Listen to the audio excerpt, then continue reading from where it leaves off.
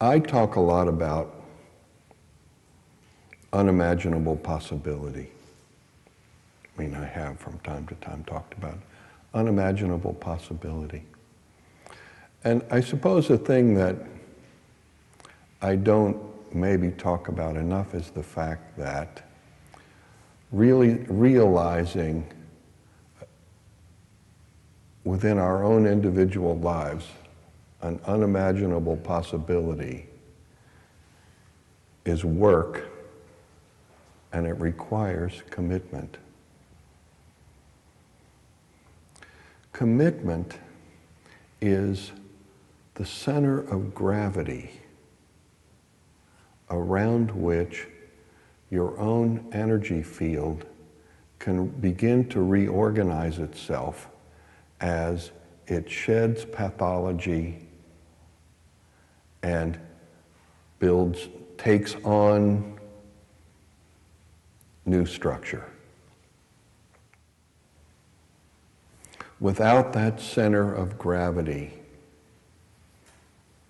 what we do is we constantly are shedding old pathology and taking on new pathology. And basically swirling around in the same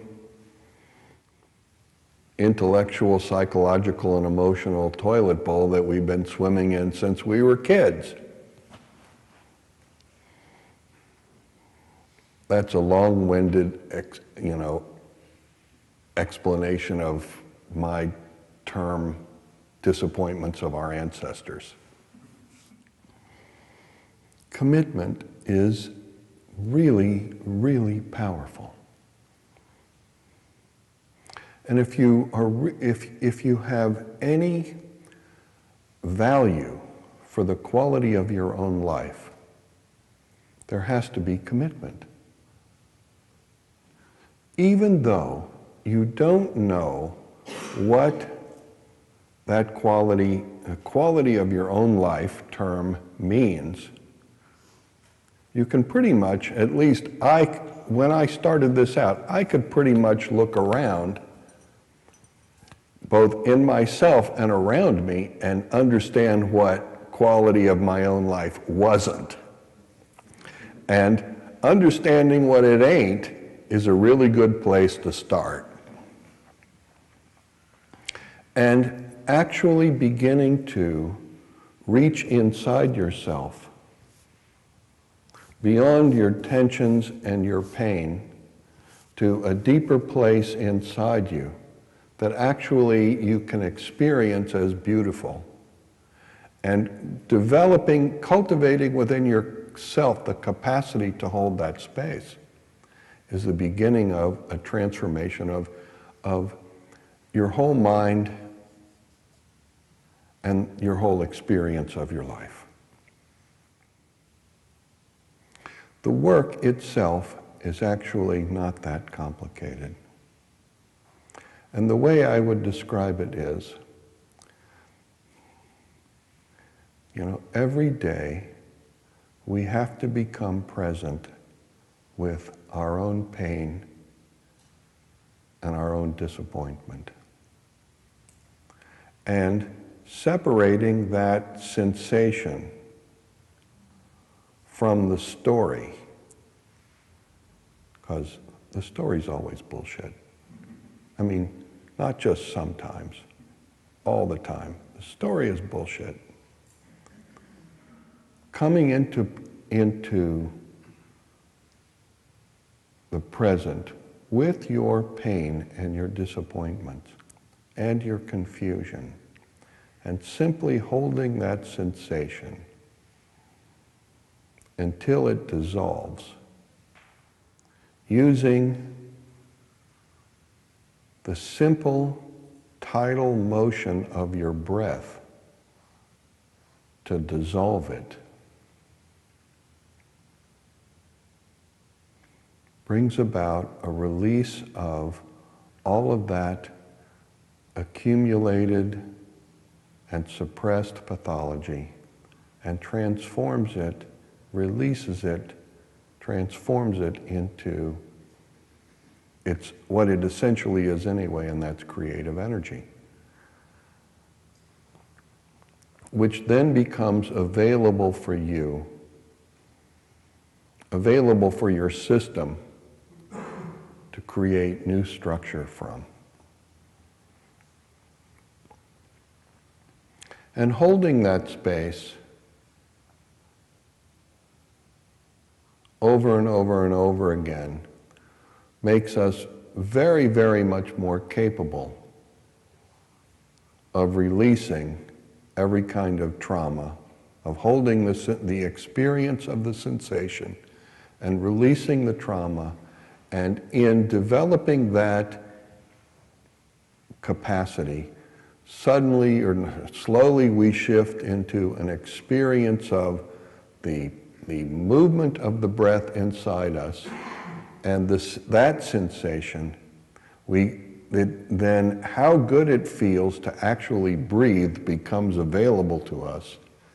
And from that experience of the breath within us, the awakening of our creative energy begins to be expressed in a whole different dimension, and it goes on from there. It fundamentally requires commitment. I used to, when I lived in New York with Rudy, I used to sleep by the door of the meditation room on an air mattress. And I used my only pair of pants that I owned as a pillow, so that when Rudy peeked his head in the door, this time of year, it was usually about 4:30 or between 4:30 and 5, I just whip my pants on and, get dressed and we'd go for a walk. And we used to walk down in the West Village, sometimes in the East Village, but mostly in the West Village, and this was in a period when Soho had potholes in it that were 8 feet across and 4 feet deep. And, bricks were falling off the sides of buildings as you walked by. It really looked like, Berlin in 1945. And we're walking along one day, and I wasn't long out of Indiana, so this was like my first urban experience. But we used to walk, and Rudy wouldn't say much during these walks, he just walked. And so one day we're walking along, and Rudy looks over at me and he says to me, "You can't want it one day and not want it the next and ever get anywhere."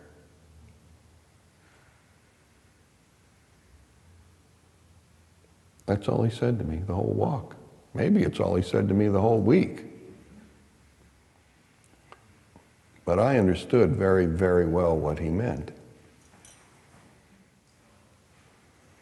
There is an unimaginable possibility available within every single living person. And that is a very good reason, no matter what your disagreements or your differences with anybody, that's a very good reason to respect them. The realization of that unimaginable possibility that is available to you, it's available. It's not free. It doesn't cost you anything. It requires a commitment and a consistent, simple effort. And that commitment and consistent, simple effort will release in you a creative energy, will awaken and release in you a creative energy which is more powerful than 100 atom bombs. It has the capacity to completely transform you, and in the process, not kill you, but make you even more alive. And reveal to you the simple and profound intelligence which underlies the whole of creation. 45 years ago, I committed myself to the realization of an unimaginable possibility. And I'm still totally committed. Whatever else I've done, popular or not,